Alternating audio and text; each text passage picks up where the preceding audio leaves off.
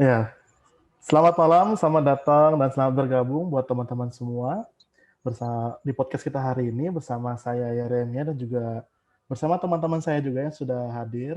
Ada Novi, ada Steven dan ada Rizka Aryani. Halo semuanya.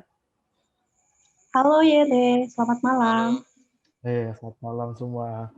Ya, jadi kita ini mahasiswa baru Fakultas Psikologi. Jadi kita ini juga malam ini mau belajar tentang psikologi positif. Tentunya karena kita masih baru nih kan, ilmu kita juga mungkin masih sedikit. Tentunya kita butuh seseorang yang lebih ahli lah untuk menjelaskan tentang psikologi positif. Oleh karena itu sudah hadir bersama-sama kita ada Kak David Moza atau biasa panggilan kerapnya Kak Moza nih ya. Halo Kak. Iya, halo. Iya, gimana kabarnya nih Kak? Baik, baik, baik, baik. Gimana kabarnya kalian? Oh, baik, baik Kak. Nanti ini Kak, pas nanti sambil Kakak menjelaskan materi, maksudnya sambil berjalan gitu, untuk pertanyaannya apakah nanti kita langsung on mic aja atau lewat chat atau gimana nih Kak? On mic aja nggak apa-apa sih. Boleh banget. Oh, on mic aja, oke. Kalau gitu untuk mungkin untuk memulai diskusi kita pada malam hari ini, dari saya dulu mungkin ada pertanyaan untuk pembuka gitu ya. Sebenarnya psikologi positif ini di dalam ilmu psikologi ini apa sih Kak? Mungkin bisa dijelaskan nanti sambil berjalannya penjelasannya mungkin kita akan bertanya begitu untuk selanjutnya. Ya mari Kak, silakan Kak. Oke, hai semuanya. Saya yang Halo. nervous sendiri ya. Oke, jadi tentang psikologi positif ya. Oke. Ini saya sambil nyontek ya. Jadi saya udah nyiapin contekan nih untuk ngejawab pertanyaan tentang apa itu psikologi positif. Jadi psikologi positif sendiri itu adalah salah satu cabang ilmu di dalam dunia psikologi yang bisa dibilang masih baru. Membahas tentang hal-hal yang positif di dalam hidup. Bagaimana caranya psikologi ini dapat meningkatkan taraf hidup manusia dengan menekankan pada hal-hal yang positif. Gitu. Kalau katanya Seligman sama susah banget itu sebut namanya. Cik Senmihai itu bilang kalau positive psychology itu adalah kajian ilmiah tentang fungsi optimal manusia yang bertujuan untuk menemukan dan mendorong faktor-faktor yang dapat membuat individu atau komunitas lebih berkembang dengan pesat gitu. Jadi kalau misalnya di aliran-aliran psikologi yang lain itu bicara soal disfungsi pada kondisi kejiwaan seseorang gitu. Kalau misalnya di positive psychology atau psikologi positif itu bicara tentang apa saja hal yang dapat mendorong manusia ini menjadi lebih baik. Tuh. Oh, oke. Itu tadi ternyata kalau kita lihat mungkin kalau kita belajar di yang psikologi di lain ada bedanya nggak sih Kak dengan psikologi positif ini Kak? Maksudnya kalau psikologi positif ini kan membahas tentang bagaimana perilaku manusia yang menjadi lebih baik begitu kan, tentang sehat. Lalu kok bisa gitu? Maksudnya kenapa ini kok bisa muncul gitu Kak? Kalau misalnya ditanya kenapa bisa muncul, kita berarti bicara sejarah ya. Sejarahnya itu dimulai ketika ini sebenarnya ada perdebatan yang cukup alot di kalangan ahli-ahli psikologi sendiri tentang sejarah psikologi positif gitu. Jadi ada yang bilang kalau psikologi positif ini sebenarnya muncul ketika Abraham Maslow pertama kali itu menerbitkan buku yang berjudul Motivation and Personality pada tahun 1954. Nah, di situ Maslow bilang kalau dia tuh nggak suka dengan gimana psychology itu cuman peduli atau cuman concern dengan hal-hal yang sifatnya gangguan atau disfungsi pada manusia gitu. Nah, padahal ada hal-hal lain di luar dari gangguan dan disfungsi itu sendiri atau kompleksitas yang dijelaskan oleh Sigmund Freud tentang Oedipus kompleks, Elektra kompleks itu. Nah, terus juga ada perdebatan bahwa sebenarnya itu psikologi positif itu yang bikin tuh Martin Seligman gitu. Tapi kalau misalnya di dunia psikologi sendiri, memang Martin Seligman lebih dikenal sebagai the face of the group gitu. Dia yang dikenal orang tentang psikologi positif itu sendiri. Nah, ceritanya pada masa itu adalah jadi Martin Seligman ini punya anak namanya Nicky. Gitu. Nicky ini usianya 5 tahun. Nah, Martin Seligman bawa Nicky ke sebuah acara gitu, dan di situ Nicky di termsnya itu dia pakai kata whining gitu, maksudnya dia anak umur 5 tahun ngerengek ya gitu. Nah, si Martin Seligman ini akhirnya dia jengkel dan dia langsung marah ke anaknya, kayak jengkel gitu kan, langsung kayak diem gitu. Nah, Nicky yang nggak suka dengan respon dari dari bapaknya ini, akhirnya ngomong, anak umur 5 tahun ngomong ke bapaknya kayak gini, "Pak, dari umur 3 sampai 4 tahun, aku selalu mengeluhkan sesuatu gitu. Di umur 5 tahun ini aku berhenti untuk mengeluhkan sesuatu. Dan aku berharap Bapak juga bisa berhenti untuk menjadi seseorang yang grumpy gitu, bisa berhenti untuk mengeluh, pengomelan gitu, berhenti mengomel gitu." Nah, di situ Martin Seligman dapat kayak insight bahwa dia sadar bahwa mengasuh Nicky, membesarkan anaknya ini bukan tentang mengoreksi kesalahannya Nicky tentang bagaimana dia mengeluh gitu, tapi dia sadar bahwa Nicky ini belajar untuk berhenti mengeluh dengan sendirinya gitu. Nah, dari situ dia menarik satu kesimpulan bahwa di dunia psikologi itu terjadi hal yang sama. Itu sebelum Perang Dunia Kedua, psikologi itu punya 3 misi utama. 3 tugas utama psikologi. Yang pertama itu adalah menyembuhkan gangguan mental. Yang kedua itu membuat hidup manusia menjadi lebih produktif dan terpenuhi. Maksudnya jadi fulfilling hidupnya gitu. Yang ketiga itu untuk mengidentifikasi dan mengembangkan potensi manusia. Itu sebelum Perang Dunia Kedua. Nah, setelah Perang Dunia Kedua, para ahli psikologi ini lebih terfokus pada misi pertama, yaitu tentang menyembuhkan gangguan mental. Dan itu tuh dimonetisasi. Bagaimana ahli-ahli psikologi atau para psikolog ini merasa bahwa, aku bisa ngambil uang nih dengan menyembuhkan gangguan mental. Gitu. Tapi Martin Seligman menganggap bahwa para ahli-ahli psikologi ini lupa dengan misi kedua dan misi ketiganya, yaitu membuat hidup manusia menjadi lebih produktif dan terpenuhi, sama mengidentifikasi dan mengembangkan potensi manusia. Itu yang hilang. Dan itu adalah sebuah bentuk kritik untuk dua aliran pendahulu dari psikologi positif, yaitu psikoanalisa sama behaviorisme. Nah, di kritik terhadap psikoanalisa itu Martin Seligman bilang kalau ini tuh masih cabang psikologi yang masih berkutat pada penyembuhan gangguan mental. Jadi fokusnya hanya penyembuhan gangguan mental sama kekompleksan manusia gitu. Gangguan mental itu ya contohnya kayak schizophrenia, PTSD. Kan setelah perang itu banyak banget muncul PTSD, post traumatic syndrome disorder. Gitu. Terus kekompleksan manusia itu kayak Elektra kompleks, Oedipus kompleks, kekuatan itu dan lain-lain. Dan pada masa ini itu masih didominasi oleh psikoanalisa gitu. Psikoanalisa itu kan kalau misalnya di dunia psikologi itu kita tahu bahwa mereka lebih banyak bicara tentang pengalaman masa lalu sama hubungan seks, gitu. Pemenuhan id, ego, super ego dan segala macam. Mainnya masih di situ-situ aja. Nah, itu dikritisi sama Seligman yang tadi dia bilang bahwa ahli psikologi itu lupa bahwa manusia itu punya yang namanya pilihan.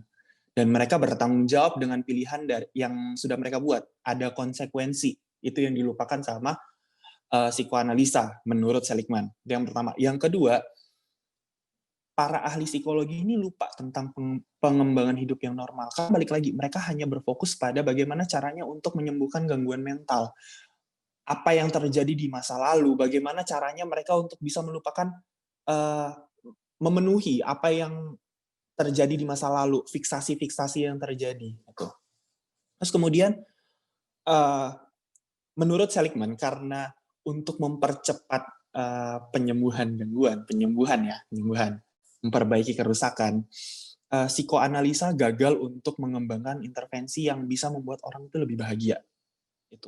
Itu tiga kritik yang diberikan oleh Martin Seligman terhadap psikoanalisa. Itu baru psikoanalisa. Ini kita akan bahas lagi soal behaviorisme. Nah, Seligman menganggap bahwa behaviorisme itu memandang manusia hanya sebagai robot. Bahwa apa yang terjadi di dalam pikiran manusia itu sifatnya mekanis. Bukan kayak yang dibilang sama Martin Seligman tadi. Manusia punya pilihan untuk hidup. Jadi, ini itu kritik untuk Skinner.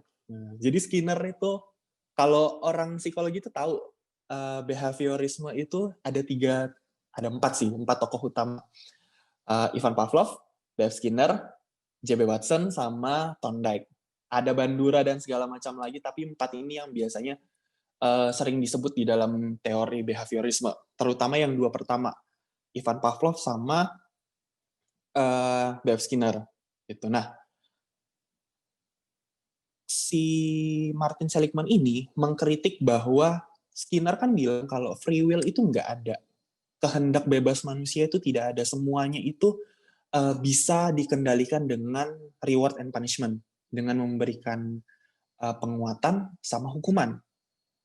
Nah, Skinner itu bilang kalau free will itu adalah sebuah ilusi. Nah, itu tuh dibenci banget sama Martin Seligman. Sampai Seligman tuh mencoba untuk mengkritisi Skinner, tapi Skinner itu tetap, sampai dengan akhir hayatnya Skinner tetap percaya bahwa manusia itu sifatnya mekanis. Stimulus respon gitu. Kalau misalnya kamu ditampar, ya kamu memberikan respon, entah kamu menampar balik atau kamu diam gitu. Jadi balik lagi tadi, Skinner percaya bahwa perilaku manusia itu bisa dimodifikasi dengan reward and punishment. Nah, itu yang dikritik oleh Seligman, dan dia percaya bahwa sejarah manusia itu membuktikan hal yang bertolak belakang dengan apa yang dibilang oleh Skinner. Nah, kemudian masuk ke masa aliran humanistik. Jadi sebenarnya sebenarnya psikologi positif ini muncul sebagai pengembangan dari humanistik dan kritik dari psikoanalisa sama behaviorisme gitu. Nah, di dalam humanistik sendiri ini kita review sedikit ya tentang humanistik ya. Humanistik itu menekankan pada dorongan diri manusia untuk mencapai aktualisasi diri. Apa itu aktualisasi diri? Aktualisasi diri adalah sebuah proses untuk memahami, mengenali, dan mengekspresikan kemampuan dan kreativitas individu. Nah, ada 5 prinsip dasar yang ada di dalam humanistik itu sendiri. Yang pertama, postulat yang pertama itu manusia tidak dapat dibagi menjadi komponen, manusia itu utuh. Sedangkan kalau di psikoanalisa kan pikiran manusia itu kan terbagi atas id, ego, superego, atau enggak conscious, unconscious, subconscious gitu. Nah, humanistik memberikan postulat prinsip dasar utama yang pertama, yaitu manusia tidak dapat dibagi menjadi komponen-komponen, manusia adalah utuh. Yang kedua, manusia adalah unik satu dengan lainnya. Ini dibuktikan dengan teorinya Gordon Allport tentang trait. Ya nggak sih, Gordon Allport? Seingatku Gordon Allport tentang trait. Bahwa manusia itu berbeda. Setiap manusia itu berbeda satu dengan yang lainnya. Aku berbeda dengan Yere, berbeda dengan Steven, berbeda dengan Mbak Novi, berbeda dengan Rizka. Gitu.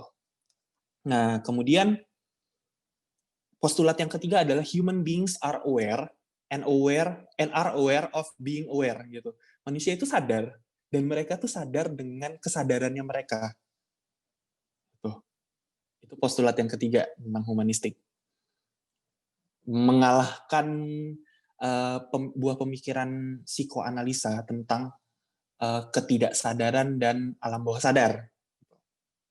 Kemudian manusia memiliki kemampuan untuk membuat pilihan dan oleh karena itu memiliki tanggung jawab dari pilihan yang mereka buat. Bahwa hidup itu bukan sekadar hubungan seks atau gangguan atau stimulus respon gitu.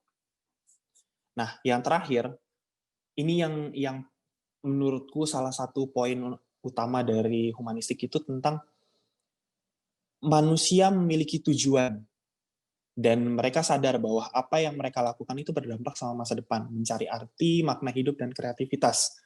Nah, berangkat dari pemikiran tentang humanistik ini, balik lagi ke yang tadi di awal aku bilang ada perdebatan antara siapa sebenarnya bapak dari psikologi positif ini, Seligman kah atau Maslow gitu. Ada bahkan yang bilang kalau itu tuh sebenarnya buah pemikirannya Aristoteles, psikologi positif itu udah ada sebelum itu. Padahal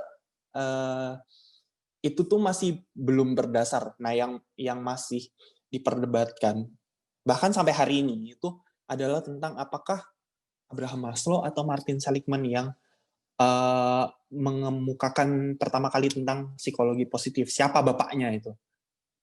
Gitu. Nah, balik lagi ke yang tadi aku bilang, kalau Maslow kan bilang, Maslow ini kan ahli psikologi humanistik. Gitu. Nah, dia bilang kalau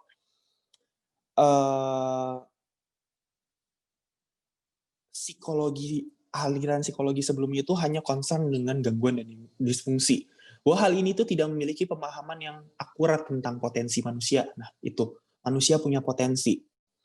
Dan dia menekankan bagaimana psikologi itu berhasil untuk menunjukkan sisi negatif diri kita, tapi tidak banyak pada kebajikan dan aspirasi kita. Jadi Maslow, Seligman ini sama-sama mengkritisi aliran-aliran psikologi sebelumnya.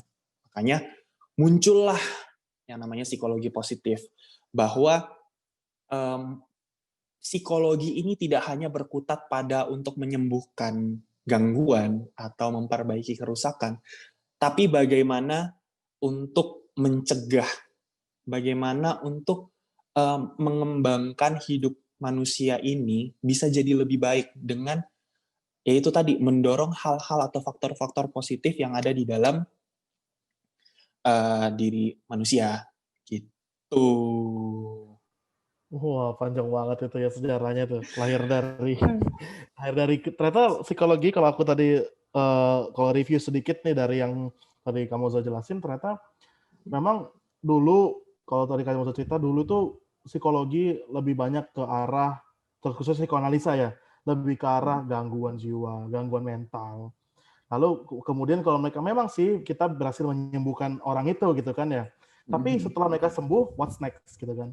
Apa Ya, selanjutnya? itu. Kemudian kritik juga terhadap behavioristik yang seolah-olah kayak memperlakukan manusia itu seperti robot yang manusia itu hanya dipandang sebatas dari reward dan punishment. Padahal kan mungkin perilaku manusia itu kan muncul dari berbagai hal, banyak alasannya begitu, tidak hanya sekedar dari reward dan punishment gitu. Dan juga ternyata pengembangan itu ya yang merupakan tadi jadi perdebatan gitu ya antara antara Abraham Maslow kah atau si Seligman kah pendirinya gitu kan, walaupun kita lihat lebih pada akhirnya lebih banyak orang mengatakan Seligman begitu ya kayak. Ya, betul. Ternyata pengembangan dari humanistik itu sendiri begitu, yang humanistik kan kalau kita lihat tadi sedikit dijelaskan prinsipnya tuh lebih ke arah bagaimana manusia itu punya potensi, lalu juga bagaimana manusia itu punya tujuan begitu kan. Tentunya juga mungkin nggak sih Kak, setelah Seligman ini kan pasti ada dong yang lainnya begitu, mungkin tokoh-tokoh selanjutnya begitu yang mengembangkan lagi tentang psikologi positif ini. Mungkin yang jadi pertanyaanku dan juga mungkin teman-teman kalau mau bertanya silahkan gitu ya. Iya, aku penasaran gitu. Sebenarnya psikologi positif ini bicara tentang apa aja sih Kak? Mungkin arahnya kemana aja begitu. Kalau bisa dijelaskan gitu Kak, apa saja yang psikologi positif katakan tentang mungkin tentang kehidupan kita tentang kehidupan manusia gitu Kak. Oke, ini pertanyaannya yang saya jawab yang mana dulu ini? Yang tokoh atau yang dibahas tentang dalam psikologi positif? Yang mana dulu? Enaknya Bebas yang Kak, mana? mungkin mungkin mungkin tokoh dulu kali ya. Gimana nih teman-teman nih? Tokoh aja dulu, Kak. Oke. Oke. Jadi kita bahas tokoh dulu ya. Iya, Saya boleh kok, boleh Kak. saya kok agak-agak nervous sendiri ya gitu. Apa ya, menjadi mahasiswa psikologi itu kita punya beban untuk mengajarkan sesuatu dan bertanggung jawab dengan apa yang kita ajarkan gitu. Aku takut salah mengajarkan gitu. Iya. Kalau misalnya ada yang salah tolong dikoreksi. Correct me if I'm wrong gitu. Oke, jadi jadi di dalam kalau kita bahas tentang tokoh psikologi positif itu aku akan bagi dalam dua. Yang pertama itu tokoh yang berperan dalam pengembangan sejarahnya, itu dalam sejarah psikologi positif. Dan yang kedua itu tokoh-tokoh yang berperan dalam pengembangan psikologi positif. Oke, kita bahas dulu yang pertama, yang berperan dalam sejarah psikologi positif. Itu ada 5 orang.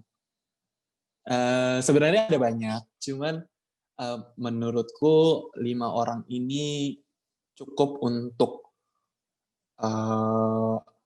membawa psikologi, maksudnya untuk membawa psikologi positif ini naik gitu.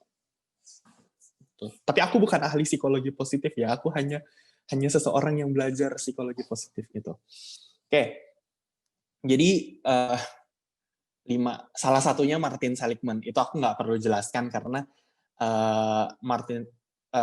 psikologi positif kan bisa dibilang adalah salah satu buah pikiran dari Martin Seligman itu sendiri gitu. Dan bersama dengan psikolog-psikolog lainnya. Yang kedua, Abraham Maslow. Again, tadi udah aku jelasin tentang bagaimana di dalam bukunya Maslow tentang motivation and personality, tentang motivasi dan kepribadian, itu istilah psikologi positif itu disebutkan. Itu bertahun-tahun bahkan sebelum Seligman mencetuskan tentang aliran psikologi positif. Itu bagaimana ya tadi refresh lagi ya yang aku bilang. Maslow tidak senang dengan bagaimana psikologi itu hanya berfokus pada gangguan dan disfungsi, tapi juga bagaimana aliran psikologi yang hanya membahas tentang gangguan dan disfungsi ini tidak memiliki pemahaman yang akurat tentang potensi manusia, gitu, dan tidak banyak menunjukkan sisi positif yang ada di dalam manusia. Itu Maslow. Kemudian ada William James. Nah, William James ini kita tahu sebagai ahli filsafat. Dia adalah kalau di sejarah aliran psikologi itu kan kita mulai dengan strukturalisme, fungsionalisme, baru psikoanalisa, behaviorisme, humanistik, gestalt, baru psikologi positif. Nah, dia ini masuk di four founding fathers-nya fungsionalisme, salah satu bapak dari fungsionalisme gitu. Nah, di sini tapi dia disebut sebagai psikolog positif pertama di Amerika. Itu menurut Froh pada tahun 2004 gitu. Karena William James ini tertarik pada subjektivitas seseorang dan dia percaya bahwa objektivitas itu muncul karena subjektivitas yang intens. Nah, gimana ada tuh ahli filsafat udah bilang kayak gitu. Jadi menurut dia, untuk kita bisa mempelajari fungsi optimal seseorang, balik lagi, dia menggunakan pemikiran psikologi positif untuk membentuk aliran fungsionalisme. Nah, bahwa untuk mempelajari fungsi optimal seseorang, itu kita harus melihat bagaimana individu itu mengalami sesuatu. Jadi kita harus merasakan apa yang dia rasakan gitu. Bagaimana subjective experience setiap orang itu berbeda. Itu menurut William James. Tadi udah siapa ya? Seligman, Maslow, William James. Nah,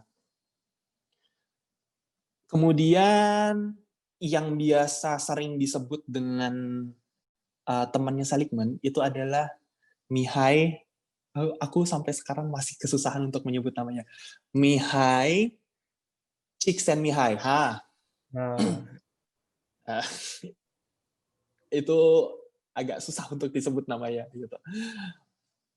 Jadi Mihai Csikszentmihalyi ini berbicara tentang flow. Tuh. Adalah salah satu konsep-konsep pertama di dalam psikologi positif tentang bagaimana seseorang itu bisa immerse di dalam sesuatu, bisa terserap dalam melakukan sesuatu sampai dia tuh lupa untuk melakukan hal lain gitu. Kayak contohnya gini, kamu main game sampai kamu lupa kalau kamu tuh lagi lapar, kamu capek dan kamu tidak tidur semalaman. Itu namanya flow. Tuh.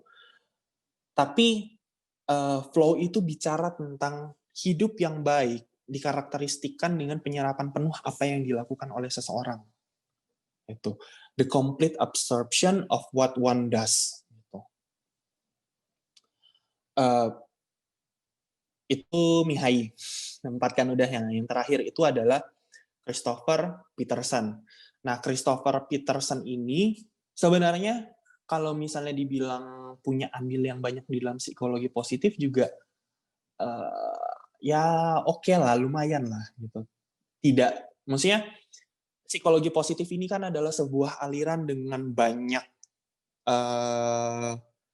banyak cabang, bukan cabang sih, banyak aspek di dalamnya gitu. Nah, Christopher Peterson ini adalah temannya Seligman dan dia adalah salah satu co-author dari buku Character, Strengths and Virtues. Karakter, kekuatan dan virtue. Aku masih bingung untuk bahasa Indonesia kan virtue itu apa, tapi virtue. Dan dia juga dianggap sebagai salah satu orang yang berperan di dalam sejarah aliran psikologi positif tentang penelitiannya tentang optimisme, harapan, karakter, dan well-being.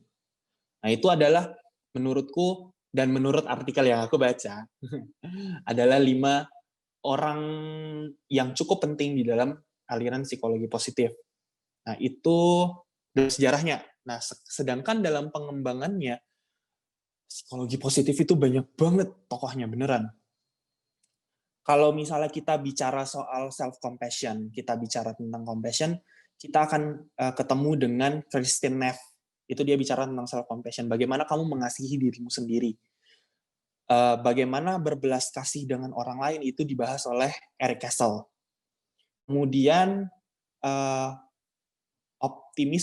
optimisme itu dibahas oleh Charles Carver, Michael Shear, sama Christopher Peterson. Itu. Terus ada lagi kalau di dalam psikologi positif namanya teori self-efficacy. Itu dibahas oleh James Maddox sama Albert Bandura. Kemudian ada forgiveness, itu yang bahas ada Michael McCullough sama Charlotte Whitfield. Ya itulah. Kemudian ada bahas tentang love, tentang cinta gitu. Buat teman-teman yang suka ngebucin gitu kan, atau sedang mempertanyakan tentang cinta, itu bisa banget untuk berkenalan sama Susan dan Clyde Hendrick. Nah, kemudian ada empati dan altruisme. Skripsi yang aku lagi kerjakan itu ada Daniel Batson, ada Nadia Ahmad, David Lischner, Joan Sang, sama Mark Davis. Tapi kalau empati itu lebih banyak dipegang oleh Mark Davis gitu. Ada banyak banget sih tentang psikologi positif gitu. Dan menjawab pertanyaan selanjutnya, pandangannya itu apa, terus apa aja sih yang dibahas di dalam psikologi positif gitu ya. Ya, kayak yang tadi udah dijelaskan ketika kita bahas tentang sejarahnya, bahwa psikologi positif ini melihat dari aspek positif dalam hidup dan bagaimana cara mengembangkannya untuk mencapai hidup yang lebih baik gitu. Kalau apa aja yang dibahas itu ada banyak banget, ada subjective well-being, happiness, kemudian life satisfaction, kepuasan hidup, ada resiliensi, bagaimana kamu bangkit ketika kamu terjatuh, Ketika kamu ketemu dengan masalah, bagaimana caranya kamu bangkit. Ada flow, ada emosi positif, ada self-esteem, harga diri, ada emotional intelligence, kecerdasan emosional, ada passion, hasrat untuk melakukan. Hasrat itu bukan hanya tentang, biasa kan orang kalau bahas passion itu kan lebih kepada hubungan intim, hubungan ranjang, hubungan badan gitu. Passion itu tentang bagaimana kamu menggebu-gebu untuk melakukan sesuatu. Itu namanya passion gitu. Kamu senang dengan hal yang kamu lakukan gitu. Aku passionku adalah psikologi dan memasak gitu. Aku suka masak, aku suka makan. Itu passionku. Terus psikologi positif juga membahas kreativitas, tentang mindfulness, kemawasan diri. Bagaimana kita mindful dengan lingkungan sekitar kita, mindful dengan apa yang kita lakukan, apa yang kita makan. Gitu. Compassion, self-compassion itu juga dibahas di dalam psikologi positif. Kemudian ada optimisme, ada harapan, ada self-efficacy, ada humility, gratitude, forgiveness, love, empati dan altruisme. Gitu. Ada humor, bagaimana kita bisa tertawa, itu juga dibahas di dalam psikologi positif. Meaningfulness, kebermaknaan di dalam hidup itu juga dibahas. Itu sering banget dibahas di dalam hidup, di dalam psikologi positif. Ya. Kemudian ada toughness dan masih ada banyak lagi hal yang dibahas di dalam psikologi positif. Tuh. Banyak banget itu. Itu banyak banget kalau mau ngomongin tentang cabang-cabangnya gitu. Kita tadi bilang cabang-cabang ilmunya dari psikologi positif itu banyak banget. Dan juga tadi kalau sedikit review dari tokoh-tokohnya ya, maksudnya tokoh-tokoh itu kita tadi kayaknya kalau aku lihat ya dibagi menjadi dua gitu kan. Yang pertama yang mengembangkan dalam hal sejarah gitu, dalam hal sejarah psikologi positif sendiri. Kita tadi belajar ada Seligman, ada Maslow, ada William James, Csikszentmihalyi, dan juga ada Christopher Peterson. Dan juga ada juga tokoh-tokoh lain yang mengembangkan ilmunya itu sendiri, yang kemudian ilmunya itu menyebar gitu kan, maksudnya banyak memiliki banyak bagian-bagian yang dibahas gitu, banyak aspek-aspek yang dibahas. Atau kalau mungkin teman-teman ada yang mau ditanyakan dari pembahasan ini, atau mungkin gimana sih gitu Kak, bagaimana kita mengaplikasikan psikologi positif ini dalam kehidupan kita sehari-hari. Kan kelihatannya psikologi positif ini kan membangun hal-hal yang positif dalam diri kita. Tadi kan Kakak juga bilang ada tentang tujuan hidup tadi ya, ada tentang tujuan hidup, ada juga tentang ada juga tentang love gitu. Mungkin ada nggak mungkin hal-hal yang bisa kita bawa gitu, yang hal-hal simpel gitu yang dalam keseharian kita bisa kita terapkan psikologi positif ini? Kalau pertanyaan begitu, semua hal di dalam psikologi positif itu bisa dibawa di dalam kehidupan gitu. Kayak contohnya yang paling gampang deh, empati sama altruisme. Ini aku bahas bukan karena ini skripsiku, tapi karena ya ini lebih mudah untuk diaplikasikan gitu. Bagaimana kita merasakan apa yang orang lain rasakan. Bagaimana kita bisa berbuat baik, being selfless gitu, tanpa harus mengharapkan imbalan gitu. Kalau misalnya kita lihat akhir-akhir ini kan fenomenanya yang terjadi ya, kayak di sosial media itu susah banget untuk berempati dengan orang lain gitu. Kalau misalnya ada sesuatu yang gampang untuk dihujat aja gitu, langsung netizen mulutnya kayak gitu kan. Nah, padahal harusnya kita sebagai human being, sebagai umat manusia itu we're better than that gitu loh. Kita lebih baik daripada itu. Harusnya kita bisa berempati gitu ketika seseorang mengalami kesusahan. Kayak contohnya yang paling gampang deh. Ini siapa sih artis yang KKI ya gitu. Bagaimana KKI gitu. Bagaimana dia dibully oleh netizen gitu. Padahal harusnya netizen show support gitu ke dia gitu. Nah, itu kan bagian dari manusia yang kurang berempati dengan orang lain gitu. Mereka tidak bisa memposisikan gimana rasanya kalau misalnya aku ada di posisinya dia. Nah, itu kita udah bicara tentang empati, kita bicara tentang compassion gitu, common humanity. Bagaimana kita memanusiakan manusia gitu. Jadi nggak cuma humanistik aja yang bicara tentang bagaimana kita memanusiakan manusia, tapi psikologi positif juga bicara tentang itu. Karena uh, psikologi positif ini kan bisa dibagi 3 level ya, level subjektif, level individu, sama level grup. Nah, di level grup ini yang biasanya kita agak susah gitu. Bagaimana berinteraksi dengan orang lain, bagaimana kita bertanggung jawab, bagaimana kita peduli terhadap sesuatu, altruisme, kesopanan, kesederhanaan gitu, toleransi, etika bekerja. Nah, hal-hal itu yang bisa kita aplikasikan di dalam kehidupan kita sehari-hari. Nah, kalau misalnya kayak di dalam perkuliahan kan kalian nih semester 1 nih ya, bagaimana kalian bertanggung jawab dengan diri kalian sendiri, bagaimana kalian bertanggung jawab dengan tugas yang diberikan kepada kalian, itu bagaimana kalian menjadi kreatif untuk menghadapi apalagi di masa pandemi kayak gini ya, dengan tugas seabrek, bagaimana kalian bisa tetap menjaga kreativitas kalian gitu, bagaimana kalian bisa untuk punya harapan dan optimisme untuk menjalani hari gitu. Begitu. Jadi psikologi positif ini lumayan banyak dipakai sih kalau aku bilang ya. Kalau di lingkup pendidikan, kalau nanti kalian di psikologi belajar, kalian akan belajar tentang teori self efficacy sama self esteem. Bagaimana itu dapat mendorong siswa atau mahasiswa untuk bisa strive lebih baik lagi di perkuliahan atau di dalam proses pembelajaran gitu. Bagaimana psikologi positif juga bisa membantu tumbuh kembang anak gitu. Ada yang namanya silver lining.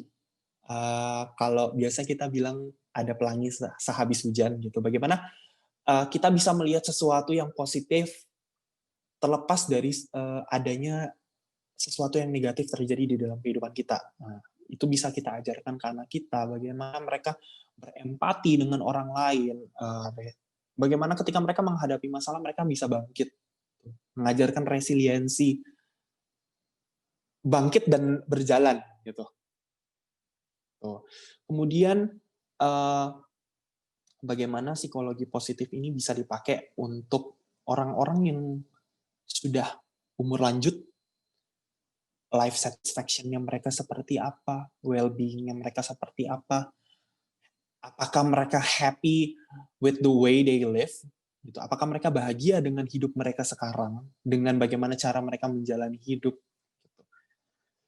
Kita akan bicara tentang cinta juga, kita akan ada banyak lah pokoknya yang bisa dibahas kalau misalnya di psikologi positif tentang hal-hal yang seperti itu. Terus juga kalau misalnya kamu di tempat kerja juga bisa banget dipakai. Ada banyak banget skripsi anak-anak psikologi industri dan organisasi itu yang pakai tema psikologi positif, kayak misalnya toughness, terus meaningfulness, kemudian gratitude, hope.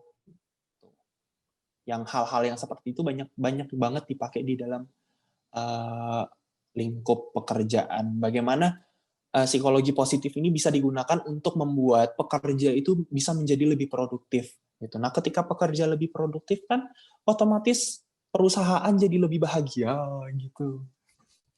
Menaikkan pendapatan gitu ya. Iya, menaikkan pendapatan gitu. Jadi tidak hanya pekerja yang senang, atasan senang gitu. Lancar gajinya kan. Nah, kemudian Jadi ya. Apalagi nih yang mau ditanyain nih. Mumpung aku sedang berbaik hati untuk menjawabkan. Mungkin tentang ini Kak, misalnya ada orang-orang yang mungkin kurang termotivasi gitu Kak. Misalnya mereka tuh ngerasa ya hidupnya kok gini-gini aja gitu. Terus mereka juga ngerasa mereka kadang-kadang nggak suka dengan apa yang mereka lakukan. bagaimana Kak pandangan psikologi positif tentang hal itu? Terus bagaimana mereka supaya mungkin mereka bisa mendapatkan gitu apa yang mereka senangi gitu Kak? Oke. Itu akan berkaitan dengan banyak banget teori psikologi positif yang mungkin ada hal-hal yang aku nggak tahu juga gitu. Tapi aku akan coba jawab sepengetahuanku ya. Bagaimana dengan orang-orang yang gimana tadi kehilangan arah hidup gitu ya, kayak bingung mau Ya, ngapain gitu. seolah kayak gitu, bingung ngapain, nggak puas dengan hidupnya gitu-gitu Kak. Oke, untuk menjawab itu aku akan coba pakai penjelasannya Edwin Locke tentang goal setting dan happiness. Nah, jadi Edwin Locke itu menjelaskan bahwa in order for you to achieve happiness, you have to know your own nature and you have to know your need gitu.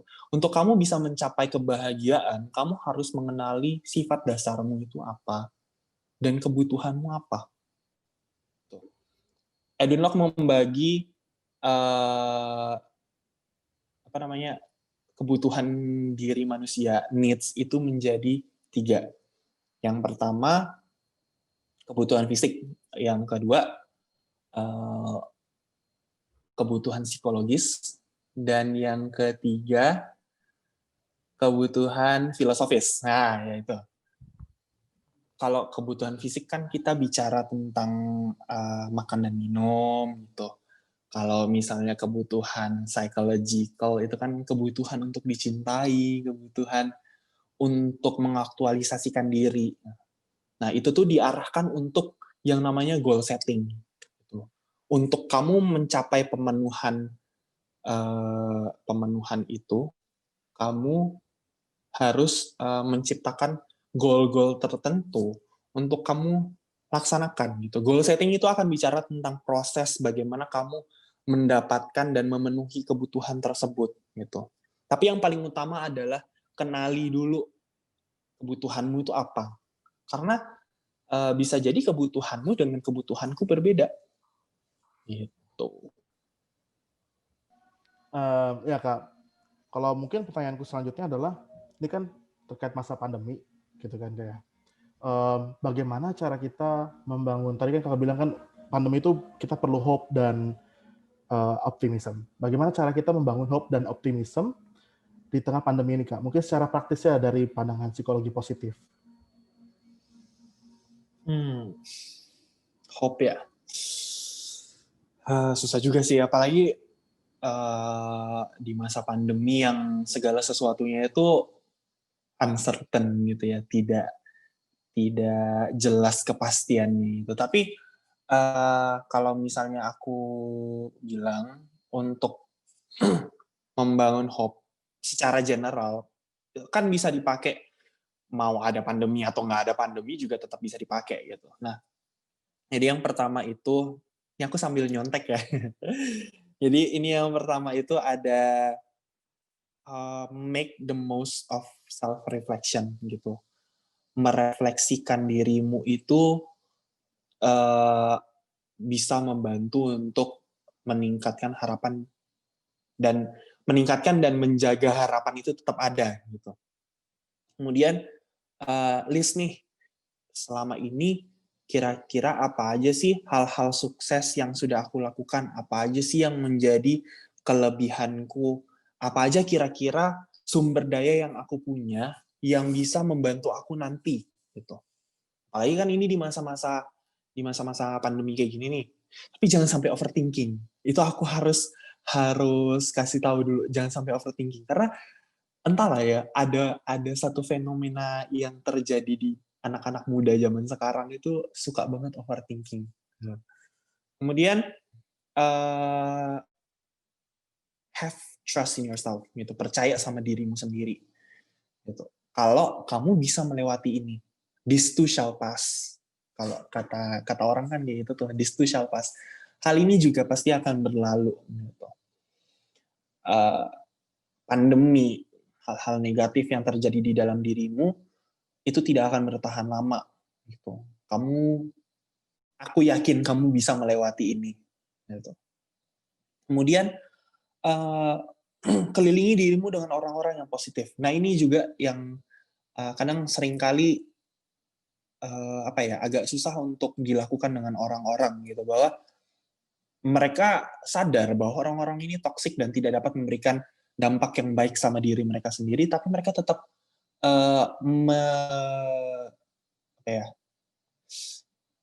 they keep on having themselves occupied with toxic people gitu loh.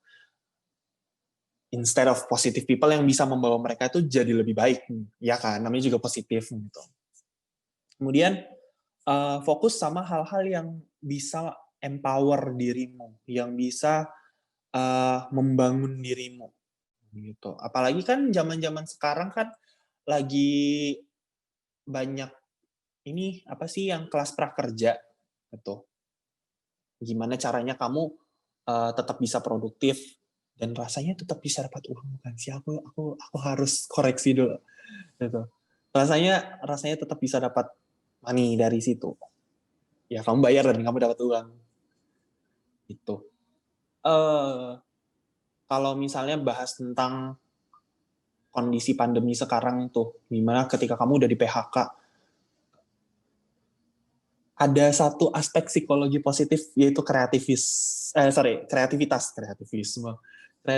gitu. Bagaimana caranya kamu bisa kreatif di dalam masa pandemi ini? Kira-kira apa hal yang bisa kamu lakukan selama masa pandemi yang bisa menghasilkan uang gitu?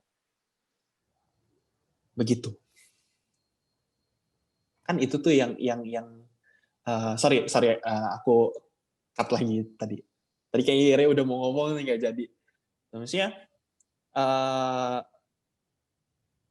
bagaimana caranya kamu tetap bisa strive di dalam masa pandemi ini dengan kreativitas gitu. Masa iya sih dari sekian banyak hal yang kamu bisa lakukan, nggak ada yang bisa kamu lakukan untuk menghasilkan uang gitu, ya kan? Gitu. Betul, Kak. Kadang kreativitas itu muncul kok sudah kepepet memang. Kok Nah, belum kepepet bener. di zona nyaman. Betul. Orang itu kadang terlalu santai dengan digaji sampai mereka lupa kalau mereka tuh bisa menggaji diri mereka sendiri gitu. Not that it's a bad thing. Itu bukan hal yang buruk ketika kamu ingin digaji gitu loh. Siapa sih yang nggak mau uang gitu. Cuman di masa yang tidak pasti seperti ini kita butuh hal lebih untuk dilakukan gitu. Apa kayak masak kayak, atau misalnya kalau misalnya kamu ahli ngetik, maksudnya kamu terbiasa untuk ngetik, terus habis itu kamu di-cut sama perusahaan, ya kamu bisa tawarkan jasa mengetik gitu, misalnya ke mahasiswa atau misalnya ke anak-anak SMA, ngetiknya aja loh ya, bukan ngerjain tugasnya, ngetiknya aja nih. Itu harus digaris bawahi dulu, kalau sampai ngerjain tugas itu hadapan kita, ngancem gitu. Apalagi yang bisa kamu lakukan itu banyak gitu. Banyak teman-temanku yang mereka sebelum pandemi bisa dibilang cukup terpuruk perekonomiannya. Nah, ketika masa pandemi tambah terpuruk gitu. Tapi mereka tetap bisa kreatif gitu. Bagaimana caranya mereka bisa mengolah sumber dayanya mereka, apa yang mereka punya, skill yang mereka punya untuk tetap bisa menghasilkan uang gitu, tetap bisa bertahan hidup. Intinya kan bertahan hidupnya gitu. Kak Moza mau nanya nih.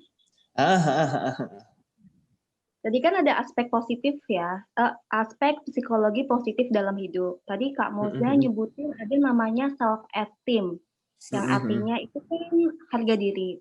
Nah, dalam lingkup psikologi positif itu kira-kira kiat-kiatnya apa nih buat ningkatin harga diri? Sementara kan seperti yang kayak kita lihat sekarang nih Kak, generasi-generasi sekarang. Banyak tuh yang terkenal bucin. Apa-apa kalau pasangannya bilang ngikut aja. Cinta, kan yang kayak gitu Kak. Nah, itu tuh seperti apa? Sama yang kedua nih Kak, masalah ngomongin empati. Tadi Kakak kan nyebutin ada KKI di situ. Bukannya empati itu tuh kemampuan untuk merasakan kesakitan orang lain ya Kak ya. Tapi kan kita nggak bisa maksain orang itu untuk berempati. Bukannya empati itu muncul dari diri sendiri. Kok tanggapan dari Kak Moza itu seperti apa? Kayak ini karena kayaknya yang lebih gampang untuk dibahas ini empati dulu ya, gitu. Empati. Kasus tentang KKI itu. Perlu aku jelaskan lagi, empati itu bukan tentang kita merasakan rasa sakitnya, tapi apa yang orang lain rasakan gitu. Tidak melulu tentang misalnya nih kamu bersedih gitu, terus habis itu aku harus ikut merasakan bersedih. Nggak cuma itu aja, tapi ketika kamu senang juga aku ikut merasakan senang gitu. Apa emosi yang kamu rasakan itu juga aku rasakan gitu. Aku bisa cukup pede untuk menjawab empati karena kan skripsiku ya. Nah,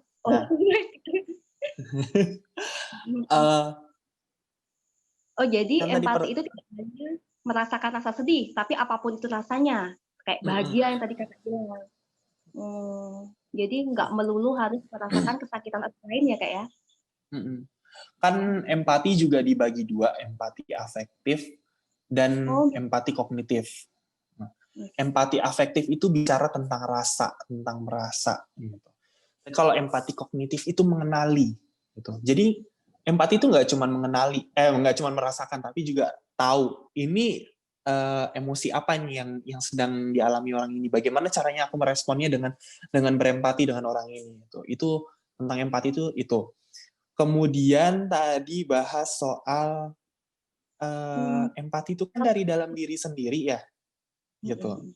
Nah, di kasus KKI kan kita nggak bisa memaksakan orang lain untuk berempati dengan KKI, ya toh.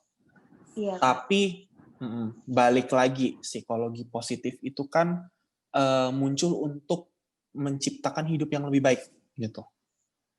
Benar, kita nggak bisa memaksakan ukuran sepatu kita ke kaki orang lain. Tapi yang perlu dipahami adalah idealnya manusia itu bisa berempati. Kenapa? Karena ada hal-hal yang muncul ketika kamu nggak bisa berempati.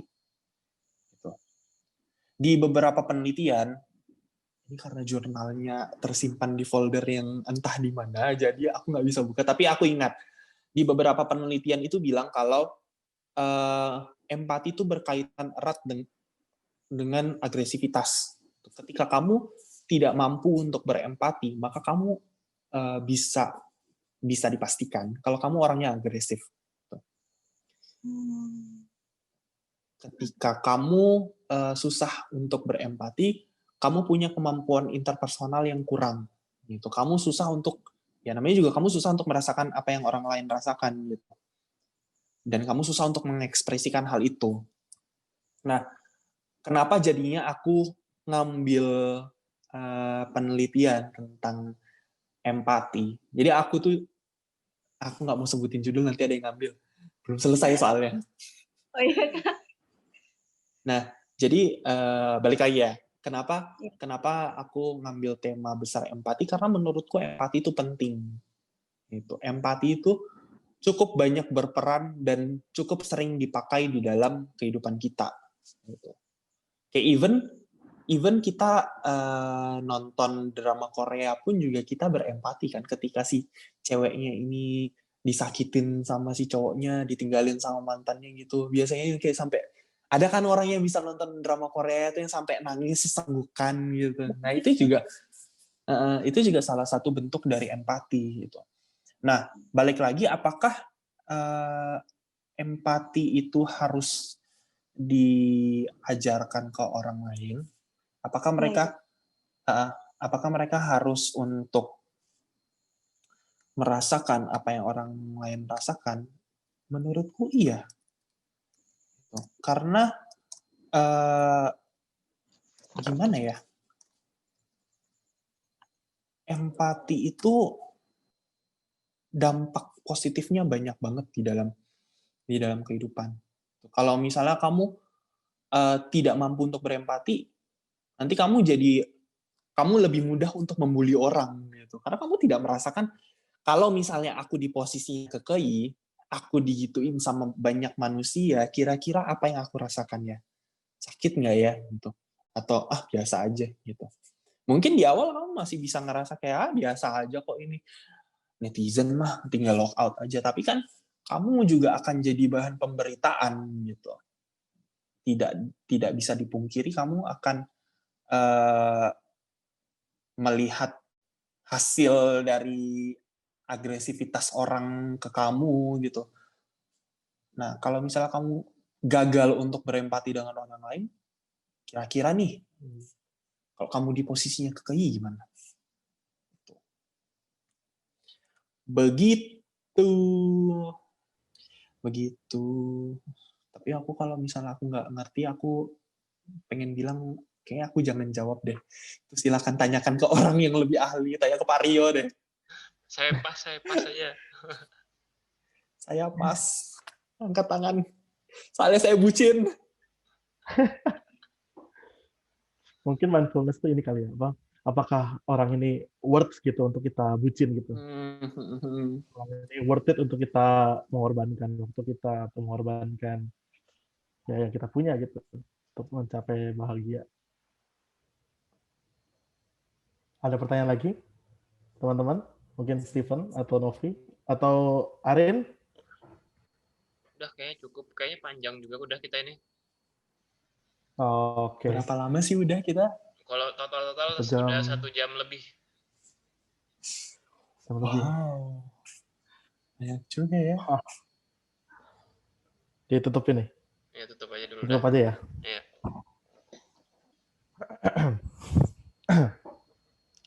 Ya tadi, wah kalau kita dengerin penjelasannya Kak Moza tuh ternyata banyak banget gitu ya, dan juga ternyata psikologi positif ini aplikatif banget gitu ya untuk kita terapkan dalam kehidupan kita sehari-hari untuk meningkatkan kualitas hidup kita, membangun tadi kalau juga pertanyaan-pertanyaan sebelumnya, bagaimana kita membangun hope di tengah pandemi, bagaimana kita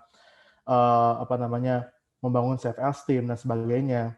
Ternyata memang sangat aplikatif sekali. Tapi mungkin untuk mereview sedikit gitu ya, kita menyimpulkan dari apa yang sudah Kak Moza sampaikan, ternyata memang psikologi positif itu lahirnya juga pertama dari kritik Seligman gitu kan, dari kritik Seligman tentang psikoanalisa yang hanya berfokus pada penyembuhan gangguan jiwa.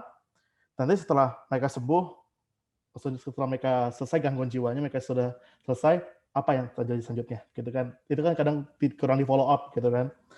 Dan juga kritik terhadap behavioristik yang ternyata memperlakukan manusia itu seolah-olah hanya seperti robot, yang manusia itu hanya dipandang sebagai stimulus dan respon. Perilaku manusia itu hanya stimulus dan respon, hanya berbicara tentang perilaku. Tapi kan sisi manusia itu kan banyak, tidak hanya sekedar berbicara tentang perilaku, tapi juga tentang kesadaran dan sebagainya macamnya. Lalu juga ternyata psikologi positif itu pengembangan dari psikologi humanistik yang tadi Kak Moza juga sudah sampaikan, ternyata ada sedikit perdebatan antara siapa pendiri psikologi positif sebenarnya, apakah Maslow ataukah Seligman. Tapi kan mungkin yang lebih terkenal, yang lebih orang kenal banyak yaitu Seligman gitu kan. Dan ada juga tokoh-tokoh yang berpengaruh dalam pengembangan sejarah dari psikologi positif ini. Yaitu tadi kalau kita bahas ada 5, ada Seligman, ada Maslow, dan juga ternyata William James pun juga ikut ambil andil di dalamnya.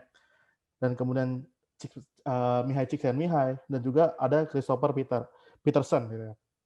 Dan untuk pengembangan ilmunya itu banyak banget, banyak tokoh-tokohnya yang nanti melahirkan banyak cabang-cabang ilmunya lagi dari psikologi positif. Tadi kita banyak juga disebutkan tentang self compassion, love, empathy, goal setting, hope dan optimism. Dan kembali lagi ternyata hal-hal itu sangat aplikatif sekali untuk kita terapkan dalam kehidupan kita sehari-hari. Mungkin dari kamu ada kata-kata penutup Kak yang mau disampaikan? Kata-kata penutup gitu. Mutiara. Iya, kata-kata mutiara gitu ya. Dari psikologi positif. Kalau misalnya dari perspektif psikologi positif, aku bisa bilang untuk terutama di masa sekarang ya, kata-kata terakhirku adalah, kata-kata terakhir, kayak mau kemana aja gitu.